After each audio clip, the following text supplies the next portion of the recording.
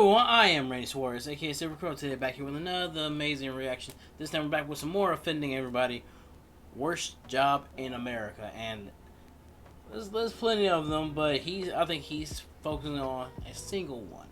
And let's just say, it's a bit insane. So if you like any of this content, please like, comment, and subscribe to my channel. Like, comment, and subscribe to Offending Everybody. I will leave the original link to this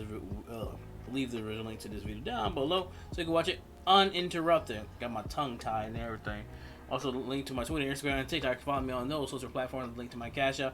Feel gracious enough to donate whatever you want to donate. That's fine. If you don't, that's fine as well. So super thanks about donating, liking, commenting, subscribing, and sharing.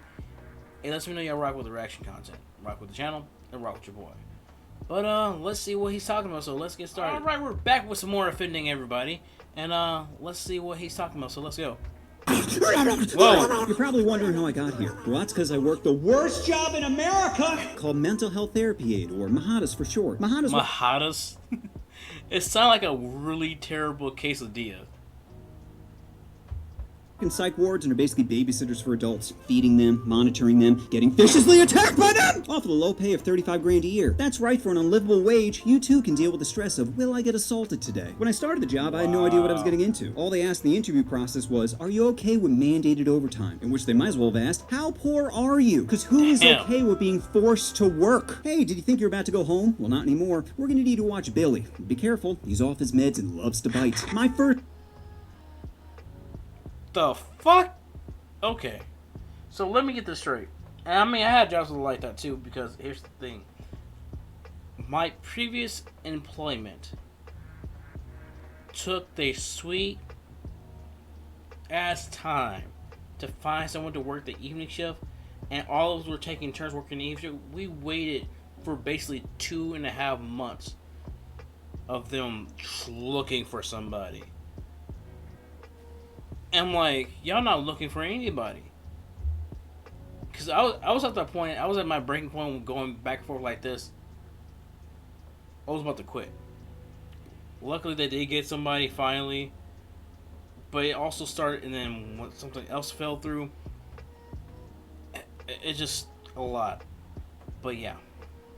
Day on the job taught me what anxiety really is. It started by being dumped on the sex offenders unit and told to take roll call. Imagine all of a sudden being surrounded by 30 psychotic predators and having to talk to every single one of them. Not only that, but as I'm asking for people's names, all I'm doing is making enemies. Because 90% of psych patients are lazy, drugged up idiots who spend most of the day sleeping. And my white ass...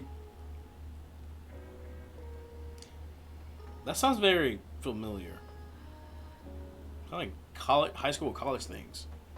This is just tapping him on the shoulder like, hey, what's your name? Go f yourself. Okay, I don't see yourself here. Is it Jerry? Is that your name? Jerry? But that fear eventually subsides, lulling you into a false sense of security. Now you're much easier to attack. You'll remember to be anxious next time a food trace thrown at your face. It's what you get for opening up their package of bread, sprinkling in rat poison, and putting the wrapper back on, thinking I wouldn't notice! So what's the training like to handle an aggressive patient? Oh, I'm glad you asked. You see, I'm not allowed to hit, tackle, or even bear hug him. No, it's too cruel. All I'm allowed to do is redirect. So if a patient is coming at me with a hammer, all I can do is redirect him away. Which sounds ridiculous, and it is! It is! Pressing the juke button is gonna make a person forget what they were doing? Where did this hammer come from? And in what part of this do you get the weapon away from the patient? Is Billy now on construction duty? Oh, nails good! You see, what happened was, a few years back, people used to beat the heck out of patients, so they changed the laws in order to protect them. Problem is, they overcorrected, and now patients have too many rights. For example, let's say a patient punches you in the face and breaks your toe. You know what happens to them? Nothing! No jail, no prison, no hooking up their nips to car batteries, nothing. And you can go ahead and press charges, but like Drake being told no, it's not going to change anything. Because in order to convict, you need evidence, and psych wards refuse to provide any. He's never going to start with these Drake jokes, isn't he? I mean,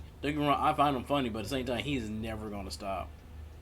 In fear of violating HIPAA. You think your pinata face would be enough proof, but sadly, it isn't. I learned this the hard way when a patient named Tommy chomped down on my arm. And you might be thinking, oh well, maybe he was psychotic at the time. No! He knew exactly what he was doing. You see, Tommy is basically an internet troll. All day, every day, is spent trying to instigate people. He'll harass, stalk, and pet staff members, all with the biggest... First of all, crazy pause for myself on that one. Second, people are like this on the daily. And yet, people say, oh, just ignore them. Let's put it this way. People like Tommy here, even if you whoop their behind, 6 ways to Sunday. They still not gonna learn their lesson because they think, oh well, he's not gonna hit me again. Smile on his face. Anyway, one day Tommy starts bothering another patient named Rick, and Rick is not the person you want to f with. Rick has a long history of violence and has been arrested 37 times. 37! That's a lot. That is a lot. 5 is too many. 37? Oof. After 20, they just say, look, you had your chance. Not only that, but Rick's fists don't discriminate. He's assaulted police, COs, nurses, so I don't think my pasty ass is off limits. Anyway, I keep separating Tommy and Rick, but Tommy just keeps coming back. Eventually I get fed up and I was like, look, Tommy, I'm not gonna tell you again. Either go to your room or I'm gonna call the doctor to give you an injection. Tommy responds appropriately by spitting in my face. And this is where I effed up. You see, instead of manhandling Tommy, like I wanted to, I decided to play by the rules and redirect him to the medication room. Problem was, once we got there, Tommy was free to drag me to the ground. And now it's a UFC match. Instinctively, I go for an armbar, but Tommy counters with a chomp to the forearm. Immediately, I hit him in the throat. He lets go, but not before taking a nice little chunk out of me. Eventually, I go to the hospital, where a thick nurse asks, what happened? Well, a hungry patient decided to have a little nibble. Maybe you should have fed him more. Or maybe I'm just a tasty treat.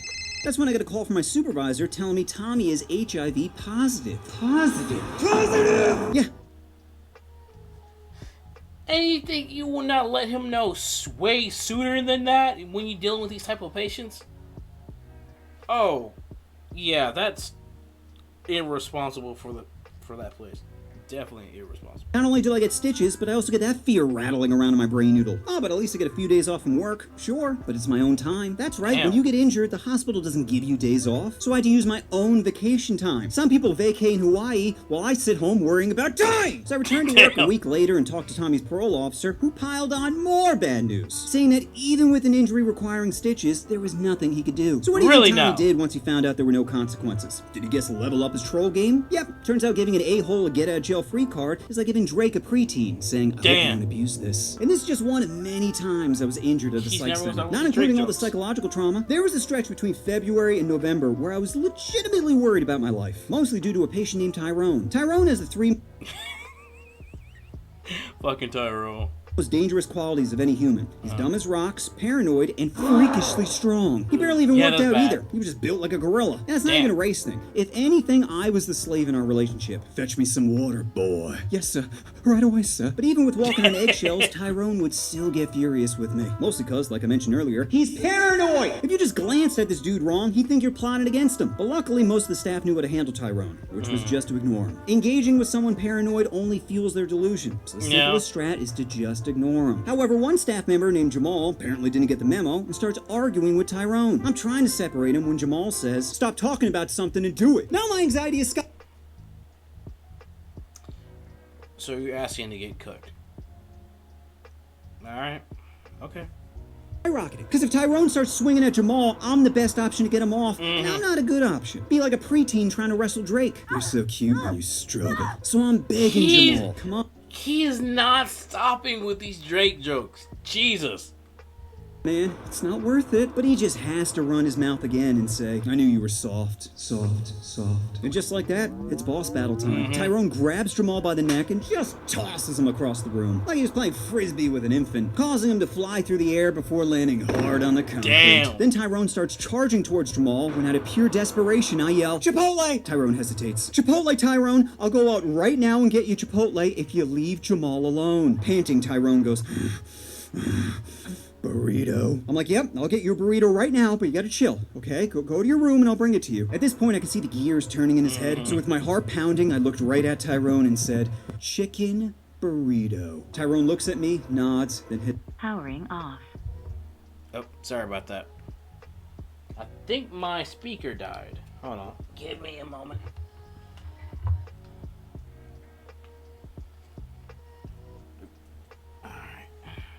Yeah, sorry about this, guys. Me being dumb, forgot to charge this last night. Alright, turn you back on. Powering on. Connecting 3, 2, 1. Paired.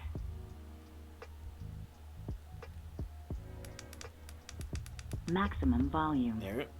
Go to your room and I'll bring it to you. At this point, I could see the gears turning in his head. So with my heart pounding, I looked right at Tyrone and said, chicken burrito. Tyrone looks at me, nods, then heads back to his room. Staff quickly rush over to help out Jamal, who was clearly fucked up. There's no blood, but he's making this wheezing sound of... Turns out he's suffering. Yeah, he got done in. A sprained forearm, dislocated wrist, and fractured hip. Yeah, all from one frisbee toss. Needless to say, he never came back to work, which was probably for the best, considering he had a habit of instigating the zoo animals. So whatever happened to Tyrone, well, I got good news. He was arrested, charged, and later sentenced to 5 years in prison. I'm kidding. There were no consequences. If anything, Tyrone's bad behavior was rewarded with Chipotle. That's because psych wards aren't fair. There's nothing fair about getting anxiety, being nibbled on, or thrown across the room when you're just trying to pick up a paycheck. So anybody out there thinking about working in a psych center, don't. But if you're poor and have no other option... I never had a desire to work at a psych center, thank God.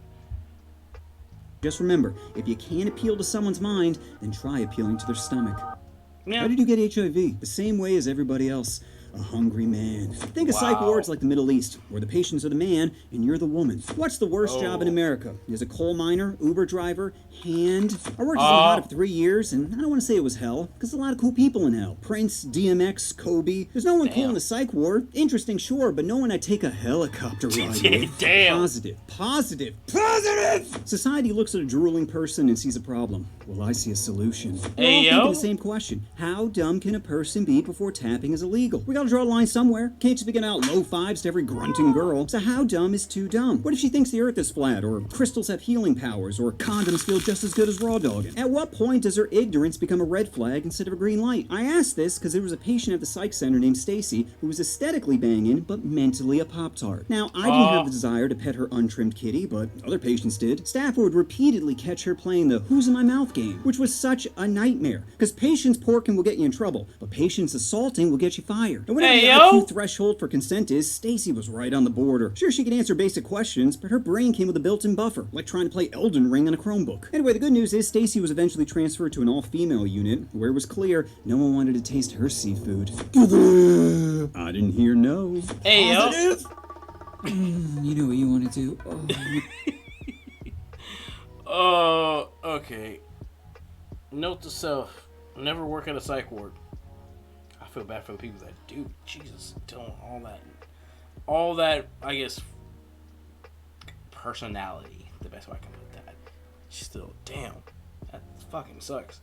But that's the end of the video. So y'all like any other content, please like, comment, and subscribe to my channel. Like, comment, subscribe to Offending Everybody. I will leave the original link to this video down below. So watch it uninterrupted, and let me know y'all worst job experience. Let me know in the comments down below. But till next time, please take care of yourself. Stay hydrated. Stay safe. Stay warm. Peace out. Little questions is everything they know about